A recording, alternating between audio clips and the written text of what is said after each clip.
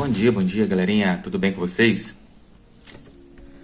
Cara, como é que vocês conseguem sorrir para uma câmera, cara? Meu Deus, que difícil. A vida da gente é ficar na sala de aula com a carinha de vocês e que eu tô olhando para uma câmera. É muito estranho dar aula para uma câmera, cara. Tudo isso é para dizer que eu tô morrendo de saudade, viu? Beijo, beijo. Vamos pra aula. Bom dia, galerinha. Tudo bem com vocês? Isso que dá, ó. Cortei cabelo só lá no início, quando a gente parou as aulas, né? Paralisaram as aulas. Foi em março, né? Então já tem alguns meses aí sem cortar cabelo e tá dando nisso aí. E quem sabe até o final do terceiro ano vocês não me não formam comigo de cabelo comprido de novo, né? Quem sabe o safadão do Senai volta, né, a aparecer por aí. Beleza? Então, galera, continuando o nosso conteúdo, a gente estava falando sobre gases, né? E a gente deu uma pausa ali nessa parte de gases para falar um pouco mais sobre energia. E voltando agora para gases, a gente vai entrar nessa parte energética também dos gases, beleza? Então, a gente vai começar a falar sobre os tipos de transformações particulares que o gás pode realizar. E a partir dessas transformações, a gente vai começar a trabalhar a parte energética, como utilizar essas transformações para você adicionar energia num sistema, ou você retirar energia de um sistema, que é o que a gente chama de máquinas térmicas, beleza? Então, vem para cá e vamos começar aqui, ó. Então, galera, a gente viu a equação de estado de um gás, né?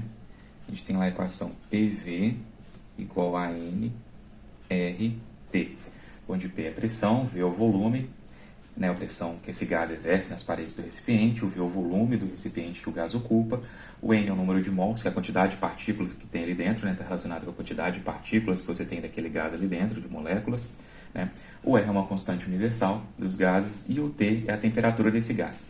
Então, isso que é a equação de um estado. Por que equação de estado? Porque você tem essas grandezas aqui bem definidas, ela define o estado desse gás. Então, um gás com uma certa pressão, um certo volume, uma certa temperatura, tem um estado dele definido. Só que eu posso pegar esse gás e transformar ele, eu posso pegar esse gás e mudar algum desse estado, né? Eu posso mudar alguma dessas variáveis que a gente chama de variáveis de estado, pressão, volume e temperatura, beleza?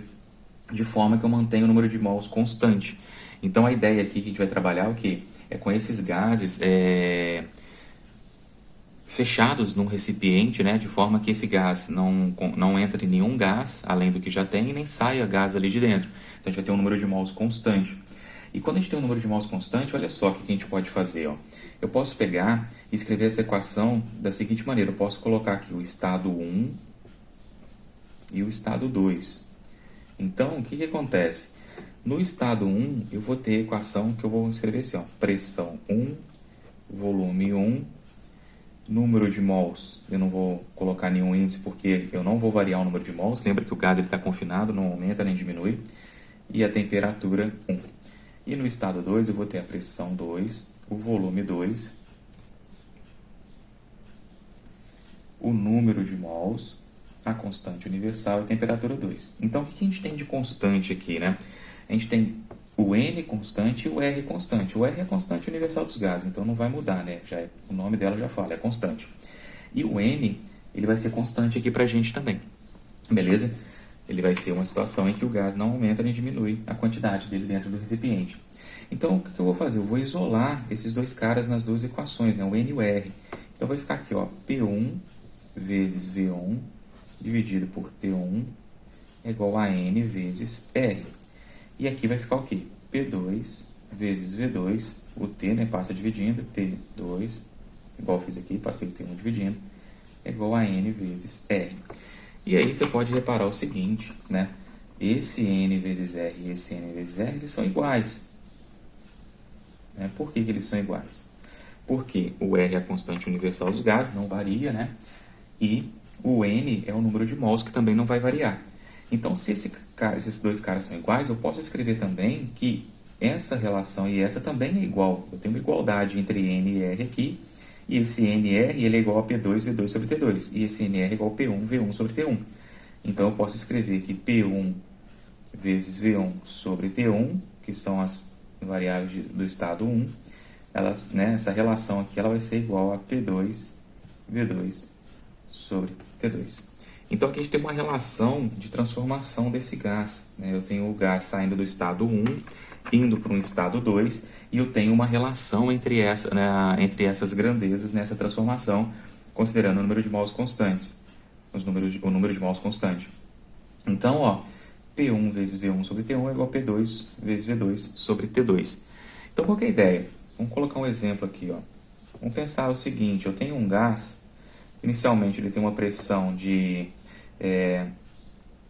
2 atm, eu tenho um volume inicial de 5 litros e eu tenho uma temperatura inicial de 400 kelvins. E aí, eu tenho, na situação 2, uma pressão de 5 atmosferas, eu tenho um volume a pressão aumentou, vamos colocar que o volume diminuiu, vou colocar o volume diminuiu para 4 litros, e eu quero saber qual que é a nova temperatura, beleza? Então, o que eu estou fazendo? Opa, o exemplo nem apareceu. Aqui, ó, fechou. Então, a pressão 1, 2 atmosferas, pressão 2, 5 atmosferas.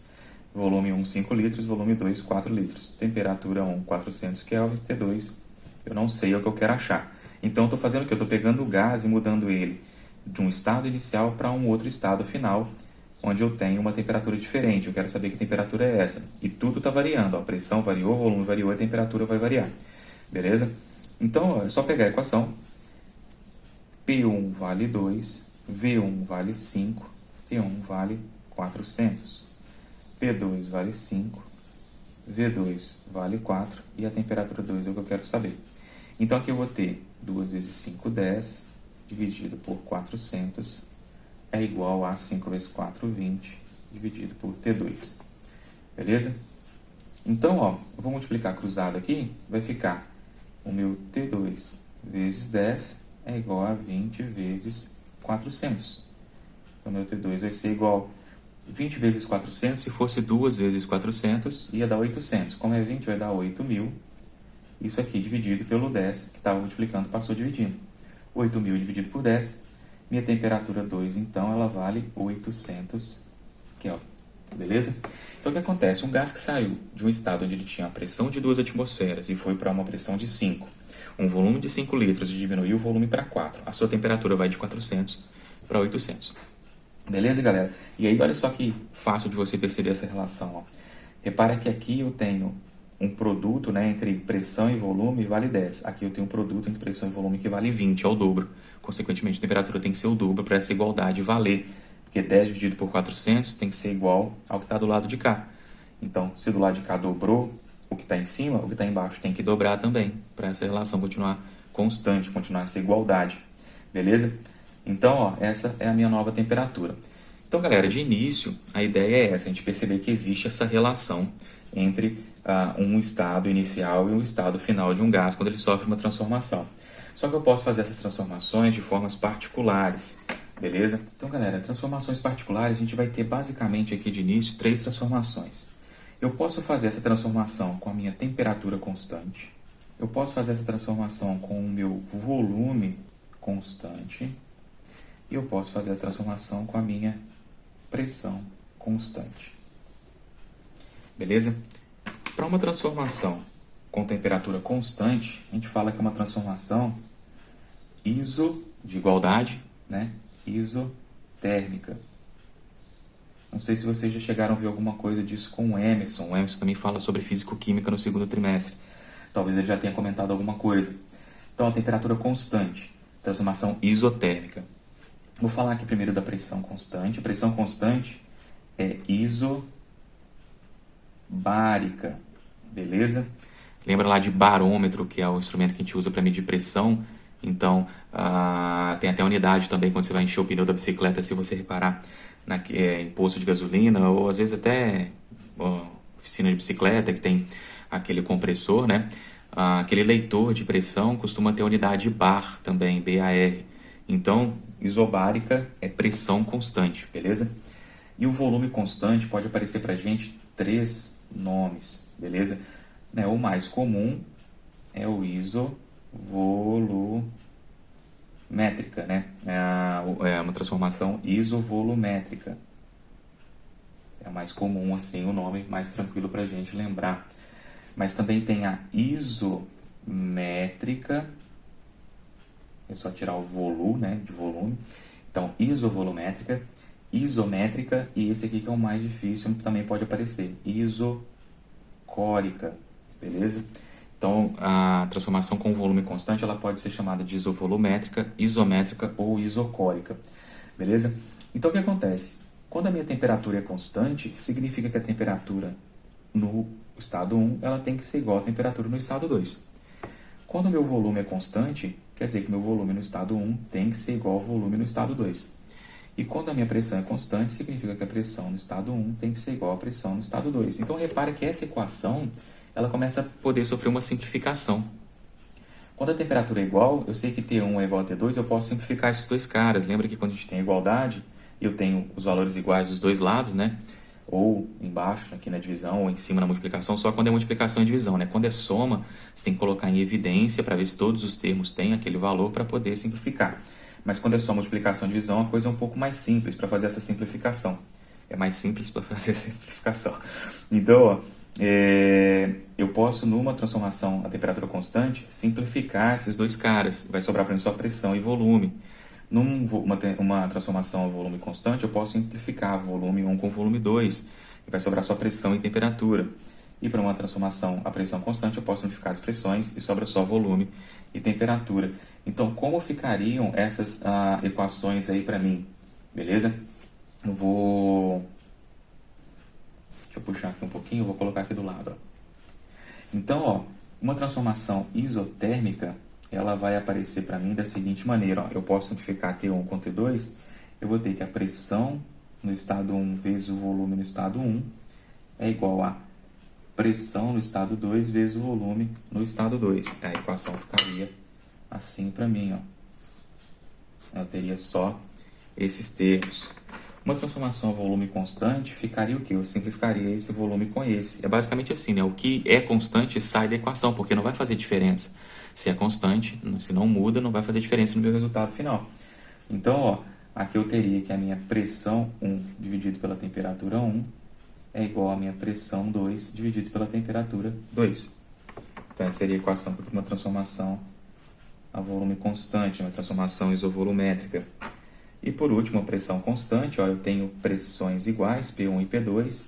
Então, eu simplifico, vai sobrar para mim V1 sobre T1 é igual a V2 sobre T2. Beleza? E aí eu teria essa última equação aqui das transformações particulares. E aí, ó, uma coisa que a gente tem que prestar atenção é o seguinte, muitas questões elas são teóricas. E aí ele pergunta, em uma transformação isotérmica, se a pressão aumenta, o que tem que acontecer com o volume? Né? O que acontece com o volume? Então, repara o seguinte, se eu tenho um produto aqui, pressão e volume, uma multiplicação, esses dois caras multiplicados vão me dar um valor numérico. Né? Eu não preciso saber qual que é esse valor numérico para dar essa resposta, mas isso aqui, se eu souber os valores, né, eu vou conseguir um valor numérico. O que acontece? Se a pressão aumentar, para continuar sendo uma igualdade, o meu volume ele tem que diminuir. Por exemplo, né, se eu tivesse aqui ó, uma pressão de 10 e um volume de 3, beleza? Isso aqui é igual a 30. Se a pressão aumentar para 15, qual o número que eu multiplico por 15 para continuar dando 30? É o 2. Então, se a pressão aumenta, o volume ele tem que diminuir. Então, numa transformação isotérmica, se a pressão aumenta, o volume diminui. Se a pressão diminui, o volume aumenta. E o contrário também. Se o volume aumenta, a pressão diminui. Se o volume diminui, a pressão aumenta. Isso acontece numa transformação isotérmica. Na transformação isobárica ou isocórica, né, qualquer uma das duas, aí já é uma relação que é diretamente proporcional. Se a pressão aumenta, a temperatura tem que aumentar para manter a igualdade. Se o volume aumenta, a temperatura tem que aumentar para poder manter essa igualdade. Beleza? E aí não é muito difícil pensar o que acontece. O que é pressão? A pressão ela é um resultado, né, das colisões dessas partículas com a parede do recipiente. Então, se você aumenta o volume do recipiente, você concorda comigo que você aumentou o espaço, né, a área ali que tem interna desse recipiente para as partículas poderem colidir. Né? E se você lembrar a definição de pressão é força sobre área. Então, se você aumenta a área, né, essa superfície de contato, o gás vai ter mais espaço para colidir. Então, se você aumenta a área, a pressão, a princípio, diminuiria. Para você manter a pressão constante, você teria que aumentar essa força. Para você aumentar essa força está relacionada, a força que a molécula colide com a parede vai estar relacionada com sua agitação molecular. Quanto mais ela agita, mais forte ela vai colidir. Então você aumenta a temperatura. Então por isso que quando você aumenta um volume, né, no caso aqui nesse caso aqui, né, da isobárica, se você aumenta o volume, a pressão ela tenderia a diminuir, mas para ela não diminuir, você tem que aumentar a temperatura, porque você aumenta essas colisões das partículas com a parede e aí faz com que a pressão mantenha-se constante, beleza? Então, a gente pensar dessa forma, né, lembrar de como é o funcionamento, o que é uma pressão de um gás, o que é lembrar dessa agitação molecular do gás, e aí você consegue pensar um pouco mais de como acontece, né, para você não ficar só preso na parte matemática, mas a matemática já te diz claramente que isso acontece. Se o volume aumenta, a temperatura tem que aumentar para manter a pressão constante. E aqui a mesma coisa, se o volume é constante, o que acontece? A pressão, quando ela aumenta, ela só aumenta devido ao aumento de temperatura. Porque se a temperatura aumentou, a molécula vai estar com agitação maior, consequentemente ela vai colidir mais com a parede, a superfície não está aumentando nem diminuindo, porque o volume é o mesmo, né, a superfície interna ali. Então, se a colisão, o número de colisões aumenta, se a força dessas colisões aumenta, a pressão, consequentemente, vai aumentar. Beleza, galera? Então, essa é a ideia aqui das nossas transformações particulares. A gente tem essas três equações. Então vamos ver um exemplo. Um exemplo, galera, que eu gosto de falar, que a gente usa no nosso dia a dia, é a panela de pressão. A panela de pressão, você tem ali um volume constante, né? A panela de pressão não aumenta nem diminui o volume. Se a gente lembrar lá de dilatação, quando ela aquece, lógico, o volume dela vai aumentar um pouquinho, quando ela esfria o volume vai diminuir um pouquinho, mas isso é irrelevante aqui pra gente, tá? A dilatação dela é pequena em comparação com o volume dela, a gente pode desconsiderar. Mas o que acontece? A ideia da panela de pressão é o quê? Quando você aumenta a temperatura lá dentro, a pressão consequentemente vai aumentar. Como o volume é constante, a gente teria essa relação aqui, né? Para a gente poder utilizar na panela de pressão. P1 sobre T1 é igual a P2 sobre T2. Se eu pegar uma pressão de 1 atmosfera, né, a pressão aqui de 1 atmosfera e uma temperatura inicial de... vou colocar 123, que aí 123 graus Celsius vai me dar 400 Kelvin certinho. Aqui, ó, uma coisa importante, né? Aqui a temperatura sempre é em Kelvin. Repara o problema que dá. Se eu usar a temperatura, por exemplo, 0 graus Celsius, quanto que é um valor dividido por zero? Então, a gente teria esse problema. Então, por isso que a gente usa o Kelvin aqui. A gente só teria, né, a divisão por zero se a gente chegasse lá no zero absoluto, né? E a gente não consegue chegar nisso, pelo menos por enquanto. Então, ó, essa situação onde eu tenho uma temperatura de 400 kelvins, né, e uma pressão de 1 atmosfera. Aí uma panela de pressão, ela costuma ela tem uma válvula de proteção, e essa válvula de proteção ali costuma ser ativada quando você tem uma pressão que começa a ultrapassar 3 atmosferas. Então vamos colocar aqui uma pressão de 3 atmosferas, a pressão 2, né, 3 atmosferas, beleza? Qual seria então a temperatura, né, nesse estado de uma substância que a 1 atmosfera ela está a uma temperatura de 400 Kelvin, tá? A água, né, dentro da panela de pressão ali, né, a água ela ferve, né, no nível do mar a 100 graus Celsius, seria 373 Kelvin, um pouco menos do que isso aqui. Então eu coloquei só para a gente ter uma ideia ali no limite, né, da válvula ali, da panela de pressão, como é que seria. Então é só fazer o quê? Para a gente poder usar o valor inteiro, né, ao invés de ficar usando o valor quebrado, podia ter colocado 373, mas só para usar o valor inteiro. Então a pressão aqui ela vale 1 atmosfera, né, e aqui eu tenho 400 kelvins de temperatura. Então a pressão 3 atmosferas eu teria, né, a temperatura T2 que eu quero saber. E aí é só multiplicar cruzado, eu teria T2 vezes 1, né, e 400 vezes 3 vai dar 1.200 Kelvin. Isso aqui vai dar 900, né, graus Celsius, 900 e poucos graus Celsius. Tira 300, vai tirar 273, tira 273, isso, 923 graus Celsius, né? Então isso aqui vai dar. Então você vê, eu tenho um aumento aqui, né, de pressão, ela triplica, né? Então minha temperatura também triplica. Então, galera, quando a gente tem uma transformação particular, a situação fica um pouco mais simples por causa disso, né? Porque eu tenho uma variável ali que, na verdade, ela deixa de ser variável, ela passa a ser constante, né? Uma transformação a pressão constante, ó, uma transformação a volume constante, né? Uma transformação isocórica, eu tenho, então, o volume ele é constante, eu tenho uma relação só entre pressão e temperatura, considerando que o que está ali dentro não muda, né? A quantidade de gás que está ali dentro não muda. A panela de pressão ela tem uma válvula, né? Então, durante o processo ali que você está fervendo ou que está lá dentro, né, está cozinhando, ela vai perdendo matéria ali, tem uma válvula ali, aquela água vai evaporando, então não é exatamente a mesma situação, beleza? Seria essa situação se você fechasse tudo ali da panela de pressão, aquela válvula do escape dela, você bloqueasse ela, aí a pressão iria aumentar, a temperatura ia aumentar muito, né? Até chegar um ponto que não ia suportar mais e iria explodir, beleza? Então, galera, a outra coisa que eu queria mostrar para vocês agora é um simulador. Então, vem pra cá. Então, olha só, galera, o link desse simulador vai estar aí no Class, tá? Então, aqui eu tenho um recipiente onde eu posso variar o volume dele, ó. Repara que eu posso aumentar ou diminuir o volume dele. Eu posso abrir para poder escapar a partícula ali de dentro. Eu posso aquecer e posso esfriar, né? Eu posso colocar aqui a temperatura em Kelvin, 1 grau Celsius, eu posso escolher. Aqui me mostra a pressão, né? Meu barômetro aqui mostra a temperatura. E aqui eu posso escolher o tipo de partícula pesada, partícula mais leve, né? Então eu vou colocar aqui ó, partículas leves, ó. Então a ideia, né, nessa parte da termodinâmica é você pensar nas partículas como se fossem essas bolinhas, né? Coisas bem pequenininhas e que elas não têm interação entre elas, né? Lembra lá do gás ideal, a gente não tem interação entre essas partículas, a não ser uma colisão, né? Elas podem colidir de forma perfeitamente elástica, elas não perdem energia durante a colisão.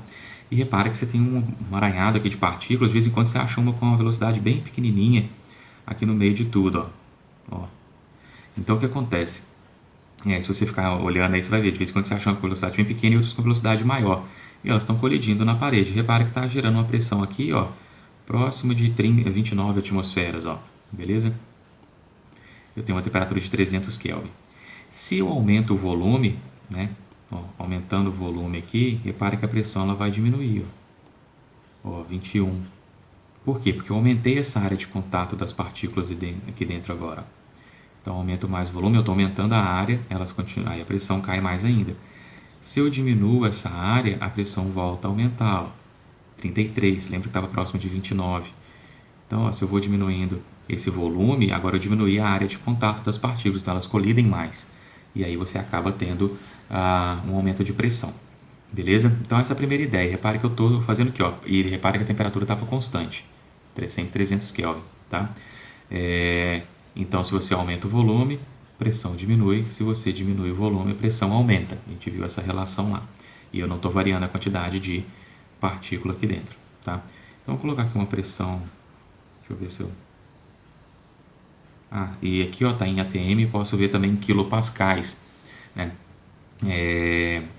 A pressão ela pode aparecer para a gente lá, lembra de Newton por metro quadrado? Newton por metro quadrado também pode ser visto como Pascal, né, uma unidade. E aí agora o momento da piadinha, né? Tava brincando de pique-esconde, o Newton, o Bohr e o Pascal, beleza? E aí o que acontece? O Bohr tava no pique, e aí foi esconder o Newton e o Pascal, beleza? Só que acontece, o Pascal correu, achou um lugar para esconder e pronto, o Newton ficou pensando. Aí pensou, parou perto do Bohr ali mesmo e fez um quadrado no chão de 1 metro de lado, beleza? Então, um quadrado de 1 metro de lado, para achar a área de um quadrado é lado vezes lado, beleza? Então, 1 vezes 1 dá 1 metro quadrado. Então, o que acontece? Ele foi e entrou nesse quadrado e ficou ali esperando. O Bohr terminou de contar e aí ele virou na TV o Newton e falou, 1, 2, 3, Newton. Só que o Newton falou, seu burro, você não sabe que Newton por metro quadrado é igual a 1 Pascal? Então, galera, aquela unidade que a gente estava utilizando ali, ela pode aparecer tanto Newton por metro quadrado quanto Pascal, é a mesma coisa, tá? Então aqui eu posso colocar as duas unidades, posso colocar em quilopascais ou posso colocar em ATM. Lembra que quando converte de ATM para Pascal aparece um 10 elevado a 5, né? Que é o 100 mil, isso é multiplicar ali por 100 mil, beleza? Então o que eu vou fazer agora, ó, o volume constante, eu vou aumentar a temperatura. Se eu aumento a temperatura, a pressão tem que aumentar, ó. Aumentando a temperatura, tá lá a pressão aumentando, ó. Opa! Então, por que a temperatura está aumentando? Não, a pressão está aumentando. Porque se eu aumento a agitação molecular, as partículas estão colidindo mais com a parede. e o espaço não mudou. Então, como tem mais colisões, a pressão aumenta. Se eu esfriar, se eu diminuir a temperatura, a pressão diminui. Beleza? Então, essa que é a ideia aqui do simulador, mostrar isso aí pra gente, tá? Aí, ó, tem aqui como manter constante. Então, eu posso escolher. Eu já fiz algumas coisas, né? O que eu queria manter constante agora é a pressão. Então, ó, o volume eu posso manter simplesmente aqui, a temperatura também, ó. O volume é que ele tirou a opção de ficar mexendo, né? A temperatura ele tirou a opção de aquecer. Então, o que eu quero fazer agora é o quê? É colocar a pressão constante, beleza? Então, a pressão constante, o que que acontece, ó? Se eu aumentar o volume, ó, apareceu o foguinho aqui para aumentar a temperatura, para a temperatura aumentar e a pressão ficar constante. Por quê? Se eu aumentei o volume, a área de contato das partículas ali para ela poder colidir com a superfície interna do recipiente aumentou. Então, se aumentou, ela tem que colidir mais vezes para poder compensar esse aumento, né? Então, a temperatura aumenta.